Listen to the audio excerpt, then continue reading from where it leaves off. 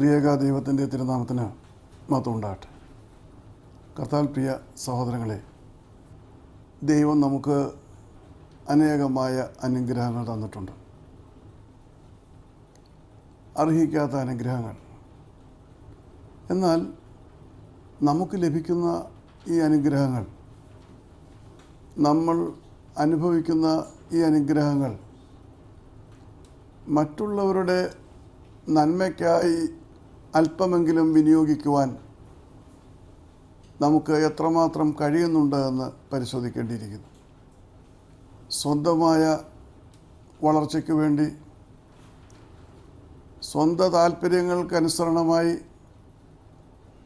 ധനവും മാനവും വർദ്ധിപ്പിക്കുവാൻ തക്കവണ്ണമുള്ള പരിശ്രമങ്ങളിൽ നാം ആയിരിക്കുമ്പോൾ മറ്റുള്ളവർക്ക് എന്ത് നന്മ ചെയ്യാം എന്നുള്ളതിനെക്കുറിച്ച് നമുക്ക് ചിന്തിക്കുവാൻ കഴിയുന്നില്ല. നമുക്ക് ലഭിക്കുന്ന അനുഗ്രഹങ്ങൾ നമുക്ക് മാത്രമാണ്. അതിനെ പരിപോഷിപ്പിക്കുവാനും വളർത്തുവാനും വർദ്ധിപ്പിക്കുവാനും ഉള്ള നമ്മുടെ പരിശ്രമങ്ങളിൽ മറ്റുള്ളവരുടേതായിട്ടുള്ള ആവശ്യങ്ങളെക്കുറിച്ച് മനസ്സിലാക്കുവാനോ, നമുക്ക് ലഭിച്ചിരിക്കുന്ന അനുഗ്രഹങ്ങൾ മറ്റുള്ളവരുമായിട്ട് ഒരംശമെങ്കിലും പങ്കുവെക്കുവാനോ പലപ്പോഴും നമുക്ക് കഴിയാറില്ല. കഴിയാത്തതിൻ്റെ കാരണം മറ്റുള്ളവരുടെ ആവശ്യങ്ങളിലേക്ക്, മറ്റുള്ളവരുടെ ബുദ്ധിമുട്ടുകളിലേക്ക് നമുക്ക് ഇറങ്ങിച്ചെല്ലുവാൻ തക്കതിനൊന്നും കഴിയുന്നില്ല.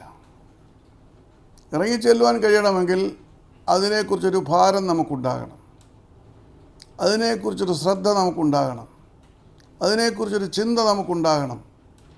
പലപ്പോഴും സ്വാർത്ഥ താല്പര്യങ്ങൾക്കായിട്ട് ഓടുന്ന മനുഷ്യന് മറ്റുള്ളവരെക്കുറിച്ച് ചിന്തിക്കുവാനോ അവരുടെ അവസ്ഥകൾ മനസ്സിലാക്കുവാനോ കഴിയുന്നില്ല. തനിക്ക് നൽകിയിരുന്ന അനുഗ്രഹങ്ങൾ മറ്റുള്ളവരുടെ നന്മയ്ക്കായിട്ട് പങ്കുവെക്കുവാൻ മനസ്ഥിതിയുള്ള ഒരു സ്ത്രീയെക്കുറിച്ച് 2 രാജാക്കന്മാർ 4-ാം അധ്യായം 8-ാം വാക്യത്തിൽ പ്രതിപാദിക്കുന്നുണ്ട്. ഒരു ദിവസം എലീശ ശൂനേമിലേക്ക് പോയി. അവിടെ ധനികയായ ഒരു സ്ത്രീ ഉണ്ടായിരുന്നു. ഭക്ഷണം കഴിക്കുന്നതിന് തൻ്റെ വീട്ടിൽ ചെല്ലുവാൻ അവൾ അവനെ നിർബന്ധിച്ചു. എലീശ പ്രവാചകൻ ശൂനേമിലേക്ക് പോകുമ്പോൾ ആ വഴിയിൽ ധനികയായ ഒരു സ്ത്രീ പാർത്തിരുന്നു. എലീശ യാതൊരു ആവശ്യവും അവളുടെ മുമ്പിൽ സമർപ്പിച്ചിട്ടില്ല. എന്നാൽ പതിവായിട്ട് ശൂനേമിലേക്ക് എലീശ പോകുമ്പോൾ അദ്ദേഹത്തെ ഈ ശൂനേംകാരി ശ്രദ്ധിച്ചിരുന്നു. ക്ഷീണിതനായി, ഒരുപക്ഷെ നടപ്പാടല്ലോ അന്നത്തെ ഗതാഗതത്തിനുള്ള ഏക മാർഗം. അങ്ങനെ നടന്ന് ക്ഷീണത്തോടുകൂടി മുൻപോട്ട് പോകുമ്പോൾ അദ്ദേഹത്തിന് ഭക്ഷണം കൊടുക്കുവാൻ തക്കതിനോണം ഈ സ്ത്രീ ആഗ്രഹിച്ചു. അവൾ യഹൂദ സ്ത്രീ അല്ല. എന്നാൽ യഹൂദനായ ഒരു പ്രവാചകനാണ് തൻ്റെ മുൻപിലൂടെ പോകുന്നതെന്ന് അവൾക്കറിയാമായിരുന്നു. നാം ഇവിടെ ശ്രദ്ധിക്കേണ്ട ഒരു കാര്യം, ഭക്ഷണം കഴിക്കുവാൻ എലീശയെ വിളിച്ചു എന്നല്ല ഇവിടെ രേഖപ്പെടുത്തിയിരിക്കുന്നത്. ഭക്ഷണം കഴിക്കുവാൻ അവനെ നിർബന്ധിച്ചു എന്നാണ്. സാധാരണ സ്ത്രീകൾ ചെന്ന് ഒരു പ്രവാചകനോട് ഒന്ന് ഭക്ഷണം കഴിക്കുവാൻ പറഞ്ഞാൽ അത് അത്ര പെട്ടെന്ന് സ്വീകാര്യമാകുന്ന കാര്യമല്ല. എന്നാൽ ഇവിടെ എലീശയെ ശൂനേംകാരി നിർബന്ധിക്കുകയാണ്. വന്ന് ഭക്ഷണം കഴിക്കണം. ആ നിർബന്ധത്തിൻ്റെ മുൻപിൽ എലീശ വഴങ്ങുകയാണ്. ചെന്നു, ഭക്ഷണം കഴിച്ചു, സന്തോഷമായിട്ട് പോയി. പിന്നീട് ആ വഴി വരുമ്പോഴെല്ലാം എലീശ ആ വീട്ടിൽ കയറി ഭക്ഷണം കഴിക്കുക പതിവായിരുന്നു. സാധാരണ ഒരുവന് ഭക്ഷണം കൊടുക്കുന്നത് പോലെയല്ല ഒരു പ്രവാചകനെ ക്ഷണിച്ച് ഭക്ഷണം കൊടുക്കുന്നത്. അതിന് മുന്നൊരുക്കമൊക്കെയും ആവശ്യമുണ്ട്. എന്നാൽ അങ്ങനെയുള്ള എല്ലാവിധമായ സംവിധാനങ്ങളും ഒരുക്കിക്കൊണ്ടാണ് എലീശയെ ഈ സ്ത്രീ ഭക്ഷണത്തിനായി ക്ഷണിക്കുന്നത്. പിന്നീട് അതൊരു പതിവായി. അല്പം കഴിഞ്ഞപ്പോൾ ഈ സ്ത്രീ അവളുടെ ഭർത്താവിനോട് പറഞ്ഞു, 9-ാം വാക്യത്തിൽ നമുക്കത് കാണുവാനായിട്ട് കഴിയും, നമ്മുടെ വഴിയിലൂടെ സാധാരണയായി കടന്നു പോകുന്ന ഇയാൾ വിശുദ്ധനായ ഒരു ദൈവപുരുഷനാകുന്നുവെന്ന് ഞാൻ മനസ്സിലാക്കുന്നു. നമുക്ക് ചുവരോട് ചേർന്ന് ചെറിയൊരു മാളിക മുറി പണിത് അതിലവന് ഒരു കട്ടിലും ഒരു മേശയും ഒരു കസേരയും ഒരു നിലവിളക്കും വയ്ക്കാം. അവൻ നമ്മുടെ അടുക്കൽ വരുമ്പോഴെല്ലാം അവിടെ കയറി പാർക്കാമല്ലോ. സാധാരണയായി ആ വഴി കടന്നു പോകുന്ന എലീശ പ്രവാചകൻ ഒരു ദൈവപുരുഷനാണെന്ന് അവിടെയുള്ളവരാരും പറയുന്നില്ല, മനസ്സിലാക്കുന്നില്ല. You see, when God gives us many blessings, rarely we think about sharing those blessings with others. Rarely do we think about helping people who are in poverty, in distress. We always are bothered about enlarging our own wealth and prosperity. We are always bothered about thoughts as to how we can increase our riches. We have little or no time to think about the people, the helpless people around us, because all our thoughts and efforts are for the welfare of our own people and our own property and our own prosperity. We don't have time to bother about the problems of others. We don't have time to see or go into the details of the poverty of others. We are not bothered about the problems people face in their day-to-day lives. So, we have no time to share our blessings with anybody. In 2 Kings chapter 4 verse 8, we find a Shunammite, a woman, who is prepared to share a part of her blessings for a man who is walking that way to Shunem. It's not a big thing. Does Prophet Elisha walked into Shunem, and this woman prepares food for him and invites him. It's not a simple invitation. She was forcing him and requesting him again and again to come and have food. And finally, the prophet goes and takes food from her house. Then it became a custom. Whenever Elisha was going through that way, he would go into the house of the Shunammite and have food. See, giving food may not be a big thing. But here we have to notice a couple of things. Elisha is a Jewish prophet. The Shunammite is away from the Jewish religion. And we must understand that there was no conversation between Elijah or this woman before. Elijah had not asked her for any food, and for that matter, anything at all. He used to walk that way, that's it. But she watched this man. She must have felt he is tired because he is walking that way. So he invites him and requests him again and again and again to have food from her house. And finally, Elijah agrees that way. We find her serving food for him And whenever Elijah came that way,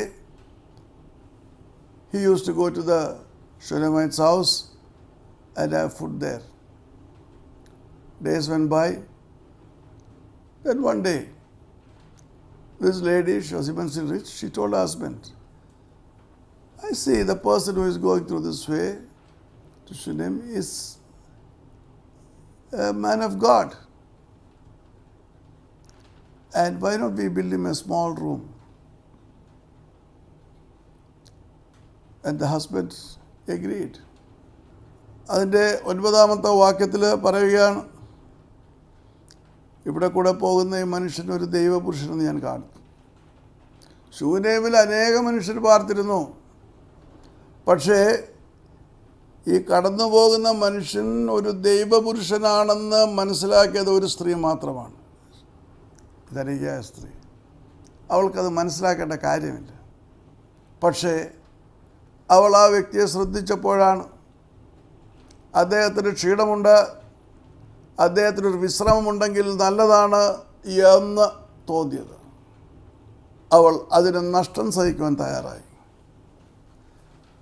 ഭക്ഷണം കൊടുക്കുന്നത് പോലെയല്ല ഒരു മുറി പണിയുന്നത്, ഒരു മാളിക മുറിയാണ്. അവൾ മുറി പണിയുവാൻ തക്കതിനോണം അവളുടെ ഭർത്താവിനോട് ചോദിക്കുമ്പോൾ അദ്ദേഹം അത് സമ്മതിക്കുകയാണ്. അങ്ങനെ ഏലീശായ്ക്ക് പാർക്കുവാൻ ഒരു മുറി ആ സ്ത്രീ പണിയിക്കുന്നു. പണിയിക്കാൻ മാത്രമല്ല, അതിന് വേണ്ടുന്ന എല്ലാവിധമായ ഫേർണിച്ചറും അവൾ ഒരുക്കുകയാണ്. കട്ടിൽ, കസേര, മേശ, നിലവിളക്ക്. She builds a room and provides it with oriental furniture. These are the basic needs of furniture in those times. So we find that she was prepared to suffer the expenditure. She was prepared to spend the money so that the stay of Elijah is comfortable. She knew that he is a man of God, and she wanted him to be respected that way. There were so many staying in Shunem, but none of them bothered to think about Elijah. They just, he's a prophet of God, maybe. Nobody bothers about him. But here is one person who really bothered about the welfare of the prophet of God. And we find Elijah coming to stay in that room. This lady, she accepted Elijah as a man of God, and she spends money for his welfare. She arranges everything for a comfortable stay. And Elijah and his servant came and they stay there. You may say, it is a big thing. To build a separate room in a house for a person is really expensive in any time, in those times or even today. And she provides that accommodation for him. ഒരു മുറി പണിയുക എന്ന് പറയുന്നത് ഭാരിച്ച ചിലവുള്ള കാര്യമാണ്. ഈ ദൈവപുരുഷന് വേണ്ടിയിട്ട് അത് ചിലവാക്കുവാൻ അവൾക്ക് യാതൊരു മടിയുമില്ല. പണിതു. ഏലീശ വന്നു, താമസിച്ചു. എന്നിട്ട് അവളോട് ചോദിച്ചു, നീ ഇത്രയൊക്കെ ഞങ്ങൾക്ക് ചെയ്തല്ലോ, ഞങ്ങൾക്ക് എന്താണ് നിനക്ക് വേണ്ടി ചെയ്യുവാൻ കഴിയുന്നത്? അവൾ, അതിന് ഞാനൊന്നും നിങ്ങളിൽ നിന്ന് പ്രതീക്ഷിക്കുന്നില്ല, അതിനു വേണ്ടിയല്ല ഞാനിത് ചെയ്തത്. അവൾ യാതൊന്നും ആവശ്യപ്പെടാതെ ഇരുന്നപ്പോൾ ഏലീശ തൻ്റെ ഭൃത്യനായ ഗേഹസിയോട് പറഞ്ഞു, നീ ഒന്ന് മനസ്സിലാക്കുക, എന്താണ് ഇവിടെ ആവശ്യമായിരിക്കുന്നത്. ഗേഹസി ചുറ്റുപാടെല്ലാം നടന്ന കാര്യങ്ങളൊക്കെ നോക്കിയപ്പോൾ ആ വീട്ടിൽ ഒരു കുറവുണ്ട്. അവൾക്ക് ഒരു കുഞ്ഞില്ല. മാത്രമല്ല, ഒരു കുഞ്ഞുണ്ടാകുവാൻ പ്രയാസവുമാണ്. കാരണം അവളുടെ ഭർത്താവ് വൃദ്ധനാണ്. എലീശ അവളെ വിളിപ്പിച്ചു. അവളോട് പറഞ്ഞു, അതെ, അടുത്ത വർഷമാകുമ്പോൾ, ഈ സമയമാകുമ്പോൾ ദൈവം നിനക്കൊരു കുഞ്ഞിനെ നൽകും. അവൾക്കത് വിശ്വസിക്കുവാൻ പ്രയാസമുണ്ടായിരുന്നു. പക്ഷേ ദൈവം എലീശയുടെ പ്രാർത്ഥന കേട്ടു. ദൈവം അവൾക്ക് ഒരു മകനെ നൽകി. ഇന്ന് അനേക സഹോദരങ്ങൾ മക്കളില്ലാത്ത അവസ്ഥയിൽ ഇവിടെ പ്രാർത്ഥനാ സഹായത്തിനായിട്ട് ആവശ്യപ്പെടുന്നുണ്ട്. നമുക്ക് പ്രാർത്ഥിക്കാമെന്ന ശുശ്രൂഷയിലൂടെ അങ്ങനെയുള്ളവർക്ക് വേണ്ടി പ്രാർത്ഥിക്കുന്നുണ്ട്. വർഷങ്ങളായിട്ട് പ്രാർത്ഥിക്കുന്ന, മറുപടി ലഭിക്കുവാൻ കാത്തിരിക്കുന്ന ഒരു വിഷയമാണ് മക്കളുടെ വിഷയം. മക്കളില്ല. എന്നാൽ ഇവിടെ ആവശ്യപ്പെടാതെ, മക്കളില്ലാത്ത സാഹചര്യത്തിൽ ജീവിതം അവസാനത്തിലേക്ക് പോയിക്കൊണ്ടിരിക്കുമ്പോൾ അവൾക്ക് ഒരു ഓമനപുത്രനെ ലഭിക്കുമെന്ന് പറയുവാൻ തക്കതിന് വണ്ണം ദൈവം തൻ്റെ പ്രവാചകരെ ഒരുക്കിയതിന് കാരണമെന്താണ്? മക്കളില്ല എന്ന് പറഞ്ഞുകൊണ്ട് വർഷങ്ങളായിട്ട് പ്രാർത്ഥിക്കുന്ന അനേക സഹോദരങ്ങളുണ്ട്. ഈ ശുശ്രൂഷയിൽ ഇപ്രകാരമുള്ള സഹോദരങ്ങൾക്ക് വേണ്ടി പ്രത്യേകമായ പ്രാർത്ഥനകൾ നടത്തപ്പെടുന്നുണ്ട്. എന്നാൽ പല സന്ദർഭങ്ങളിലും ദൈവത്തിൽ നിന്ന് മറുപടി വൈകുകയാണ്. ഒരു കുഞ്ഞിന് വേണ്ടിയിട്ട് യാചിക്കുമ്പോഴും ദൈവത്തിൻ്റെ സന്നിധിയിൽ മറുപടി വൈകുകയാണ്. എന്തുകൊണ്ടാണ്? ദൈവം ആഗ്രഹിക്കുന്ന രീതിയിലുള്ള പ്രവർത്തികളും പ്രവർത്തനങ്ങളും ഈ പ്രാർത്ഥിക്കുന്ന സഹോദരങ്ങൾക്ക് ഇല്ല. ദൈവത്തിനു വേണ്ടിയിട്ട് എന്തെങ്കിലും പ്രവർത്തിച്ചോ എന്ന് ചോദിച്ചാൽ ഇല്ല. ഇന്ന് പ്രവർത്തിക്കുന്നോ ഇല്ല. നാളെ പ്രവർത്തിക്കുവാൻ കഴിയുമോ അറിഞ്ഞുകൂടാ. അപ്പോൾ ദൈവവുമായിട്ടുള്ള ബന്ധത്തിൽ ഒരു വ്യക്തതയില്ലാതെ ദൈവത്തിൽ നിന്ന് അനുഗ്രഹം വാങ്ങിക്കളയാം എന്നാണ് പലപ്പോഴും അനേകർ ചിന്തിക്കുന്നത്. ദൈവം നൽകുന്ന നന്മകൾ ദൈവനാമ മഹത്വത്തിനായിട്ട് വിനിയോഗിക്കുവാൻ പലപ്പോഴും കഴിയാറില്ല. പക്ഷേ ദൈവത്തിൽ നിന്ന് അതിമഹത്തായ നന്മകളാണ് പ്രതീക്ഷിക്കുന്നത്. So we find many send their prayer requests saying that they don't have a child. Many childless couples approach us with their prayer requests, beseeching us to pray that the Lord gives them a child. We are praying, no doubt, but there are certain prerequisites which we should understand from the Bible for the Lord to open the wombs. That is very necessary. A mere prayer alone is not sufficient. We should have works accompanied with the prayers. We should think about the welfare of others, what we can do for the Almighty God, how best we can be useful to the Almighty God. And when we do things for the glory of God, though it may be small in the eyes of the world, it is great in the eyes of the Almighty God. Actually, this rich Shulamite lady, she did not do a very miraculous thing or a very mighty thing. All what she did was she began to serve Elisha with food in the beginning. Then she found that this old man needs a rest while he is on his way to Shunem. And if he should take rest, it means he has to stay somewhere. And you don't find hotels or inns or any such thing in those times. And if it is there too, it is difficult for a prophet to go and stay in such places. So the Shunammite woman, she tells her husband, and they agree to build a room for Elisha. The room was built, and we find it was furnished. Elijah and his servant came and stayed there. And then Elijah asked her, "What I can do for you?" She didn't do it for any reward. Then finally Gehazi finds out that she doesn't have a child. Elijah prays and tells her, "By this time next year you will have a child." She did have a child. ദൈവത്തിൽ നിന്ന് അനുഗ്രഹങ്ങൾ പ്രാപിക്കുവാൻ വ്യവസ്ഥകളുണ്ട്. നാം തിരുവചനം പഠിക്കുമ്പോൾ അത് കാണുവാനായിട്ട് കഴിയും. അനേകർ കുഞ്ഞുങ്ങളില്ല എന്ന് പറഞ്ഞ് പ്രാർത്ഥിക്കുവാൻ പറയുന്നുണ്ട്.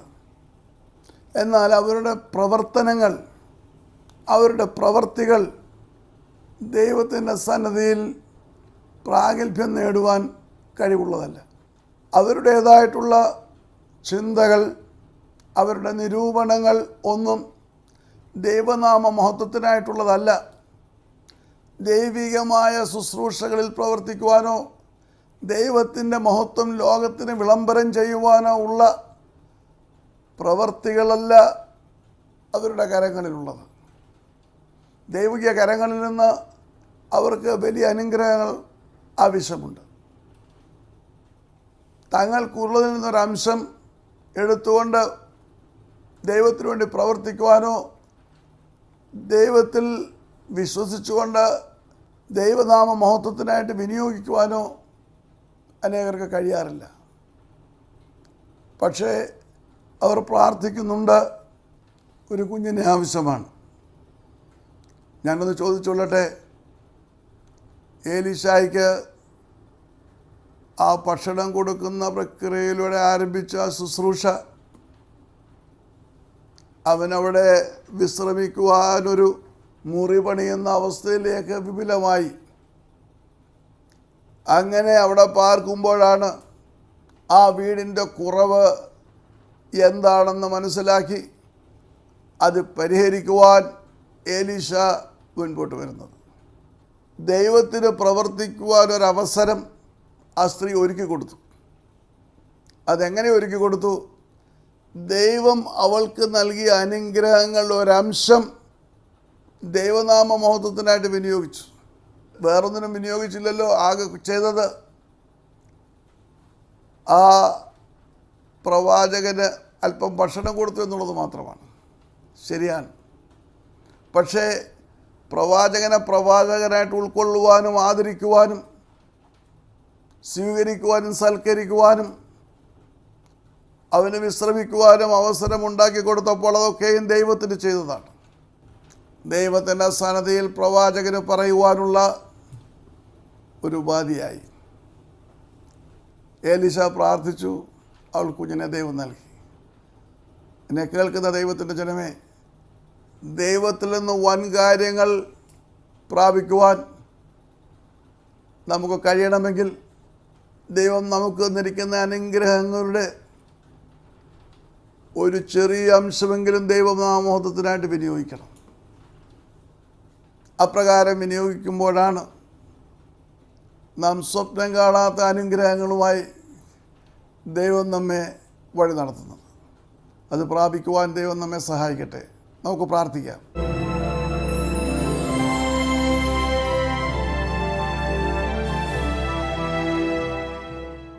സ്നേഹിതയായ ഞങ്ങളുടെ സ്വർഗ്ഗസ്ഥ പിതാവും ദൈവമേ, അശൂനേംകാരിയെപ്പോലെ കർത്താവെ ഞങ്ങൾക്കുള്ള അനുഗ്രഹങ്ങളൊക്കെയും മറ്റുള്ളവരായി പങ്കുവെക്കുവാനും അങ്ങനെ ഞങ്ങളുടേതായിട്ടുള്ള ആവശ്യങ്ങൾക്കും ലോകത്തിനും മറുപടി നൽകാൻ കഴിയാത്ത പ്രയാസ പ്രശ്നങ്ങൾക്കും മറുപടി ലഭിച്ച് മുൻപോട്ട് പോകുവാൻ തക്കവണ്ണം ഈ വചനം കേട്ട ഓരോരുത്തരെയും സഹായിക്കണമെന്ന് യേശുനാഥൻ അപേക്ഷിക്കുന്നു. കൃപയുടെ കേൾക്കുമാറാണമേ.